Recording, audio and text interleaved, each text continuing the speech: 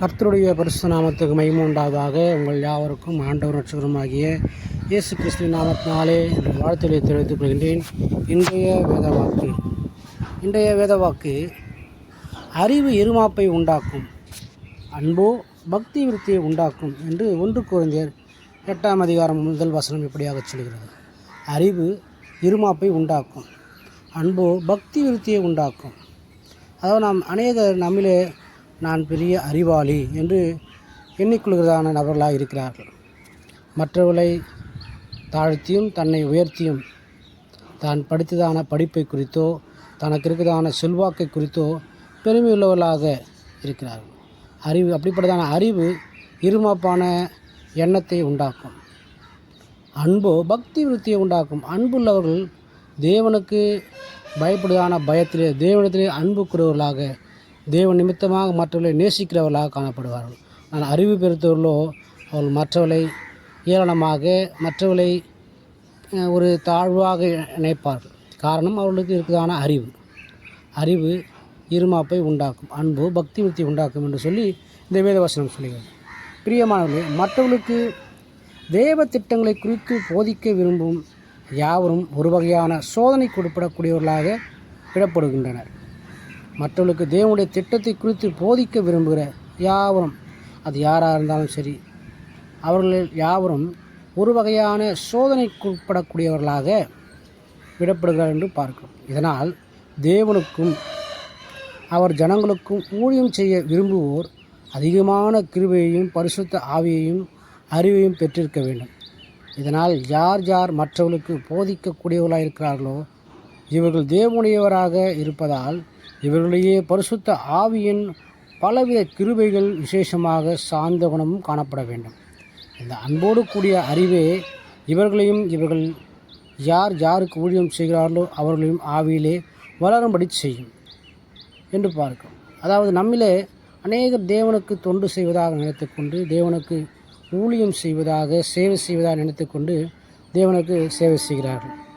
அப்படி உண்மையாகவே நாம் செய்கிறதான தொண்டு சேவை ஊழியம் சிறப்பாக இருக்க வேண்டும் என்று சொன்னால், அதை தேவன் அங்கீகரிக்க வேண்டும் என்று சொன்னால் பரிசுத்த ஆவியானுடைய துணை வேண்டும், பரிசுத்த ஆவியானுடைய ஒத்தாசை வேண்டும்.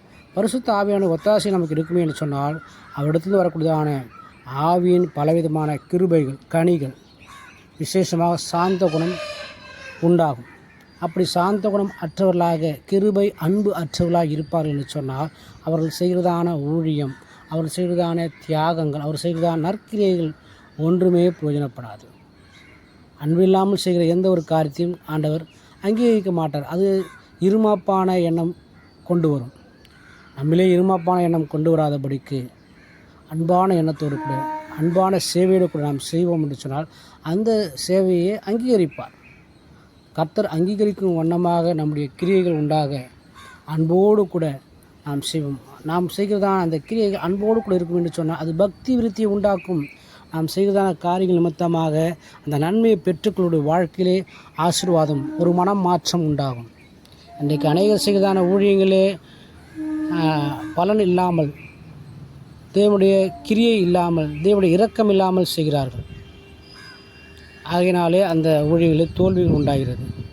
கர்த்தருக்கு தொண்டு செய்கிறேன் என்று சொல்லிக்கொண்டு கர்த்தரை வெளிப்படுத்தாமல் தன்னுடைய சுய பலத்தை, சுய பெருமையை, சுய தாளந்துகளை, தனக்கு இருக்கிறதான சுய எண்ணங்களை, மனதில் கொண்டிருக்கிறதான ஆசைகளை, பெருமைகளை அவர்கள் வெளிப்படுத்தி கொண்டிருக்கிறார்கள். ஆகையினாலே அவர்கள் செய்கிறதான ஊழியங்களிலே தோல்விகள் உண்டாகிறது. மற்றொரு பார்வையிலே அது தோல்வி போல் தெரியாது, ஆனால் தேவனுடைய பார்வையில் அது தோல்வியாகவே இருக்கிறது. தேவன் அங்கீகரிக்காத எந்த ஒரு காரியத்தையும் தேவனுடைய பரிசுத்த ஆவியானுடைய கிருபை பெற்றவன் செய்ய மாட்டான்.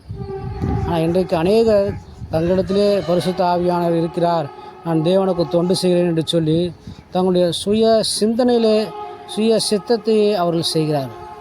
சிந்தனையில் தோன்றுகிறவர்களெல்லாம், மனதிலே தோன்றுகிற காரியங்கள்லாம் இது தேவனுடைய திட்டம், தேவனுடைய காரியம் என்று சொல்லி அவர்கள் செய்கிறார்கள். அது தேவன் ஏற்கக்கூடியது அல்ல. அது அறிவு சார்ந்ததான காரியமாக இருக்குது. அப்படி அறிவு சார்ந்து அவர் செயல்படுவார் என்று சொன்னால் அது இருமாப்பை உண்டாக்கும், தற்பெருமையை உண்டாக்கும், அகங்காரத்தை உண்டாக்கும், மற்றவர்களை இழிவுபடுத்தக்கூடியதாக, மற்றவர்களை கேவலப்படுத்தக்கூடியதாக, மற்றவருடைய மனதை புண்படுத்தக்கூடியதாக உண்டாக்கும்.